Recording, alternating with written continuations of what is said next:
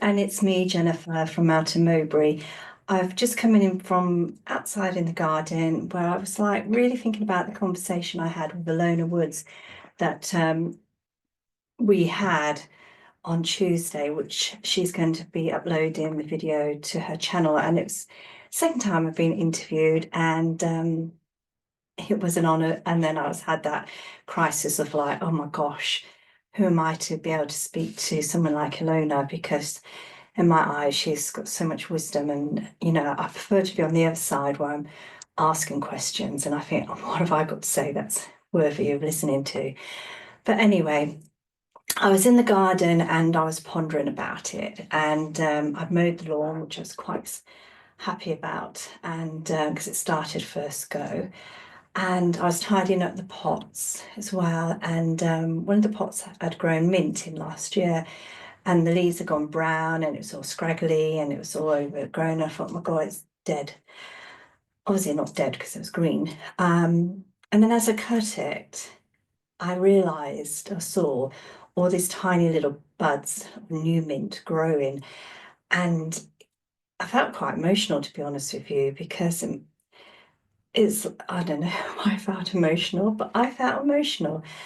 And it made me realize that winter is a time of kind of like everything dies back and it's about replenishing and restoring and going within. And even though we don't know what's going on in the bigger picture, underneath, so much is going on. And the reason why I say that is because my life has changed. And, the future is so uncertain for me at the moment. And every time I start to think about the future, job-wise, home-wise, what am I going to do? And then I look at places like, do I move to Yorkshire? Do I stay in Leicestershire? And then when I look at the houses in Yorkshire, realistically, what I can afford. And then I just feel so down. I feel so alone. I'm thinking, oh my gosh. And so overwhelmed by life. And then I think about the past and I think, oh gosh, should I just stay? Should I just, was it as bad as what I thought? And then you start just thinking about all the good times. So here I am living in the past and living in the future, and I've not been living in the present. And I don't know whether you can hear May in the background, little tiptoes.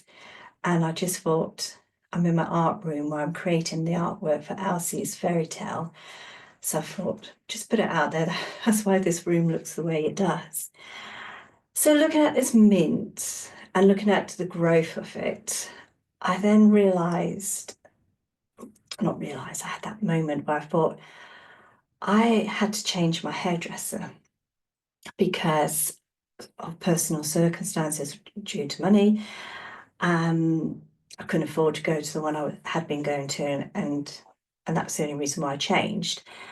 And then so I found another hairdresser, and oh my gosh, I've fallen in love with her.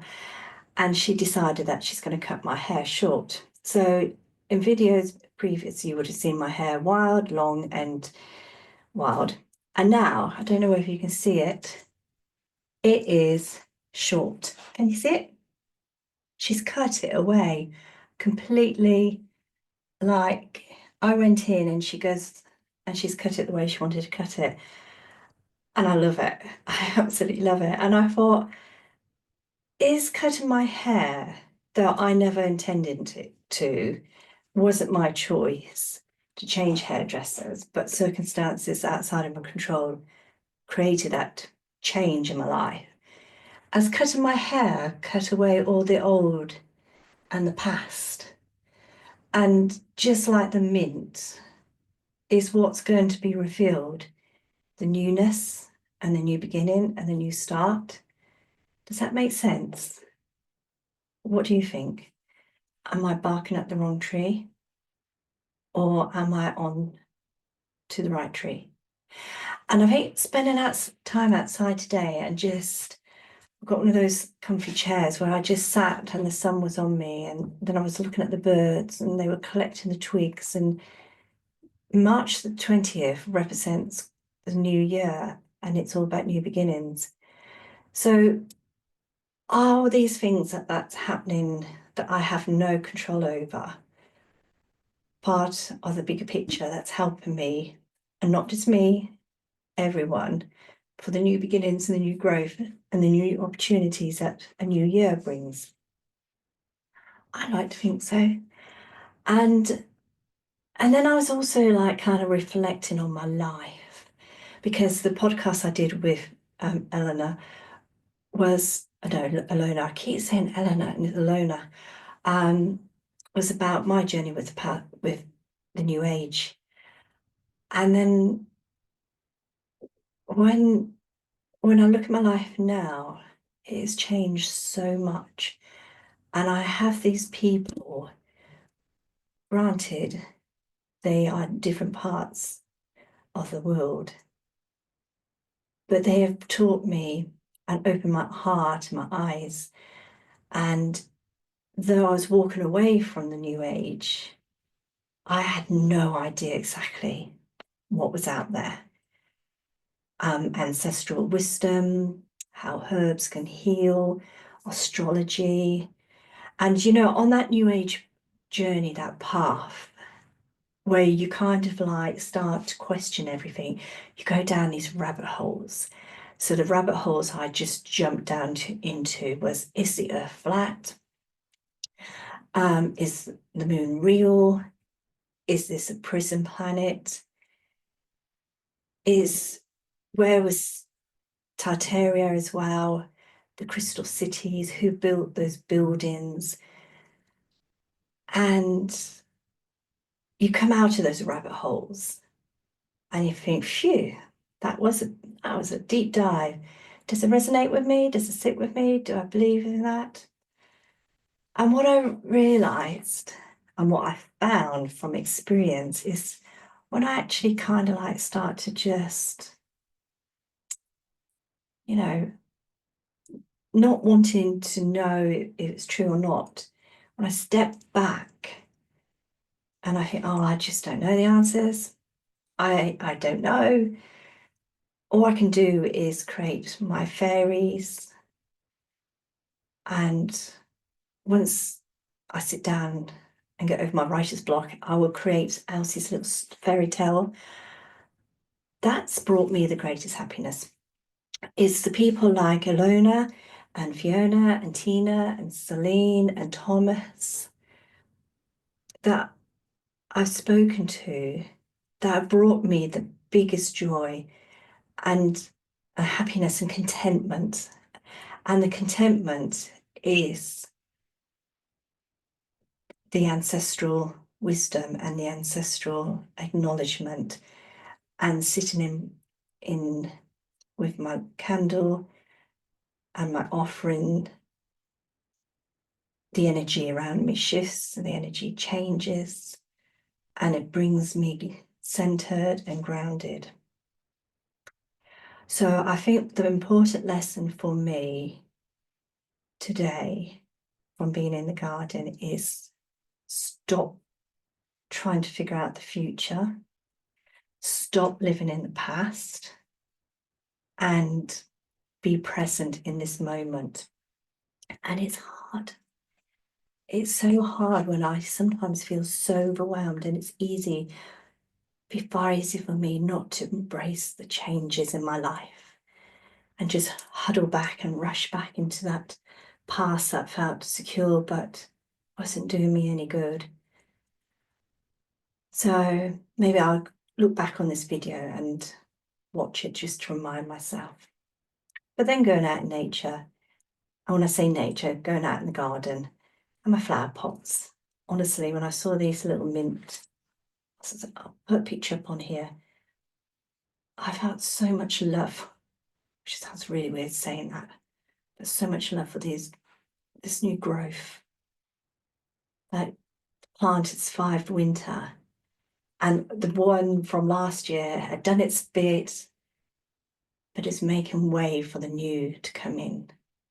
And the mint didn't need to be told what to do, it just knew, and it's grown. So that journey of discovery, finding out who we are, I think we need, like Elona says, and Tina and Fiona, and all the other people who I'm waiting to interview and talk to, is our connection to our ancestors.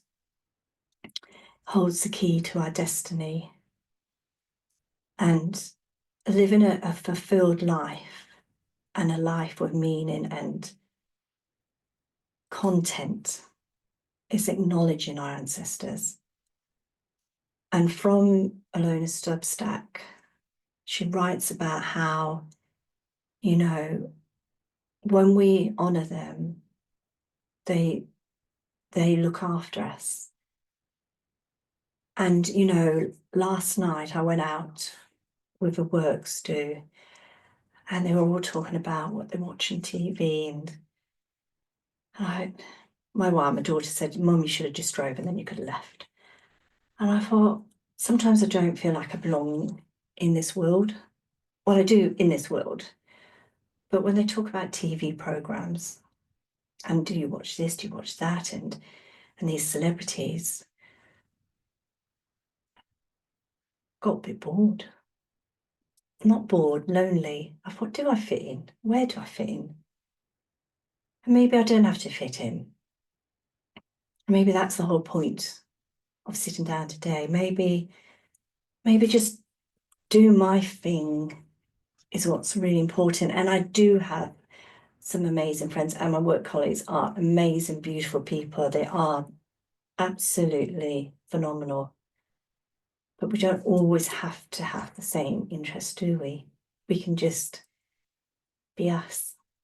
And we all fit into the wider picture, don't we? It's like the garden. If you put the flower pots in everywhere, everything's got its place. Everything enhances. We don't all have to be the same. We all bring something to the bigger picture. We all bring something to the garden, to the beauty. And that's the other thing, is like when I listen to these women speak, they are experts in their field. And it was another beautiful lady that I've been emailing, Elizabeth. And she said, we have to come together to share our stories because we all got part of the puzzle. We all got that piece of the jigsaw that when we come together and share, it builds that bigger picture. So we all have a role. We're all important. And it's about bringing the tribe together and finding our own tribes. And that's important, not to walk this path alone. So yeah, that's my pondering and thoughts. When Elona's uploaded her video, I will share it and reach out and listen to, you know, I guess everyone who's listening actually knows who I'm talking about.